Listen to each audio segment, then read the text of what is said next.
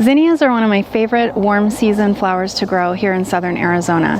They add beautiful color to your garden, they attract beneficial insects and pollinators, and they take the heat in a stride. If you're looking for an easy no-fuss flower to grow, I would highly recommend zinnias.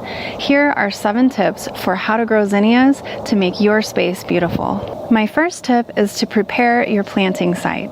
Every season I add 3 to 4 inches of organic compost to the top of my soil. I don't till it in, I just add it right to the top to add nutrients and organic matter. I'm planting my zinnias along the edges of my vegetable beds. That will attract beneficial insects and pollinators to my garden. Throughout the season, I will feed with kelp or seaweed or fish emulsion just for an added boost. And between that and the organic compost, those zinnias are going to be growing happy all season. When I was talking about topping my beds off with 3 to 4 inches of organic compost at the beginning of each season, that's not for the benefit of the zinnias. That's for the benefit of the other plants that the zinnias will be sharing their beds with. Zinnias are actually very forgiving when it comes to soil. They can grow in a wide variety of soils. I just wanted to clarify that the compost is not specifically for the zinnias, and neither is the fish emulsion or the seaweed. That's for the other plants too. Of course, the zinnias get super happy when I give it to them, and I feel like when they get a little bit of a boost, then they're less likely to get pests. So I include them in my feeding rotation. There are so many zinnias to try, so many different shapes, so many different colors, so many different heights. You will not have a problem with finding a zinnia that appeals to you. What you will have a problem with is making a decision on which ones to buy. The best way to get the style and color of zinnia that you want is to start from seed. Start your zinnia seeds indoors 4 weeks before the last average frost date. Zinnias will germinate in 3 to 5 days, and if the soil temperature is a little bit warmer, it will speed up the germination time. You can sow your seeds directly in the garden and they will germinate just as well. Our last average frost date in Tucson is around March 16th, and so after that date, you can sow those outside. I actually have some zinnia seeds that are germinating that are volunteers from seeds that fell from plants last season, and they're coming up right now. If you're feeling like you're a little behind and you haven't gotten your zinnia seeds started inside or outside yet, don't worry. In southern Arizona, you can start those zinnia seeds through June. I have volunteers coming up everywhere, which tells me that the conditions are still optimal for seed germination. If you want to have a bushy and productive plant, do the hard thing now. You need to cut the zinnia back to the first 2 sets of leaves once the plant reaches 8 to 12 inches tall. So essentially, you are cutting that plant in half. And that's okay, because at each one of those cuts, which should happen above a leaf node, you're going to have side branching, and those side branches will produce additional flowers. Side branching occurs because of the stimulation of hormones that regulate plant growth.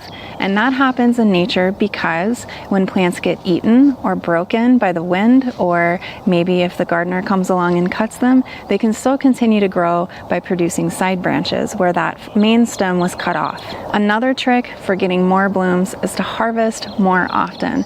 This is something that I have such a hard time with because I feel like I'm stealing flowers and nectar from pollinators and beneficial insects, but that's actually not true. The more you harvest the flowers, the more flowers that plant will produce. In effect, when I take away those flowers from the pollinators, there are going to be even more for them later on. If you're adding zinnias to your vegetable garden bed, make sure that you're adding those zinnias to beds with plants that have similar watering needs.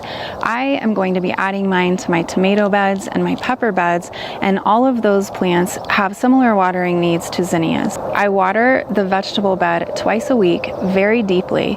That encourages the roots to grow down deep into the soil, because in between days when they're not getting watered, those roots are going to search out the water. It's important not to water your zinnias overhead because they will be prone to powdery mildew if their leaves get wet often. Use drip irrigation or hand water at the base of each plant to prevent powdery mildew. Zinnias can reach 3 feet tall and 3 feet wide, and so in some instances they require support.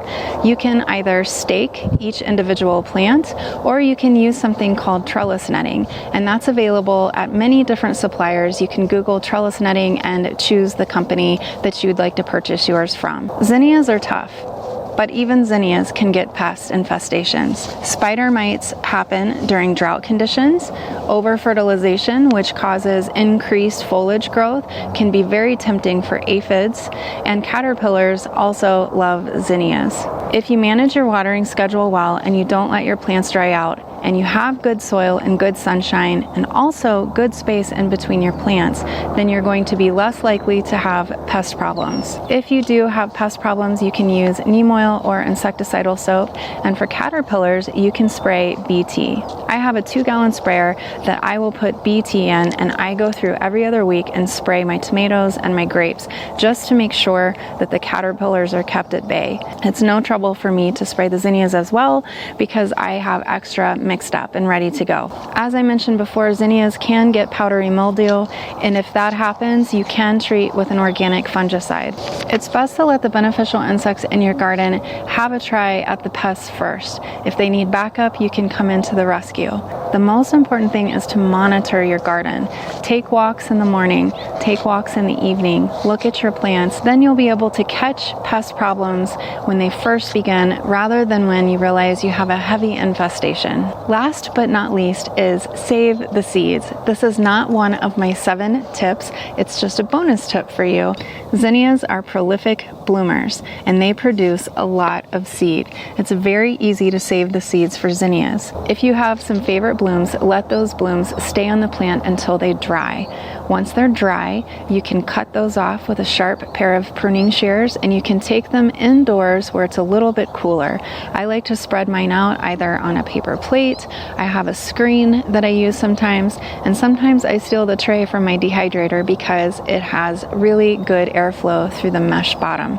Once they're fully dry, you can separate out the flower material from the seeds and store them in a cool, dry place. I like to store mine in a mason jar. So what are you waiting for? Go plant some zinnia seeds.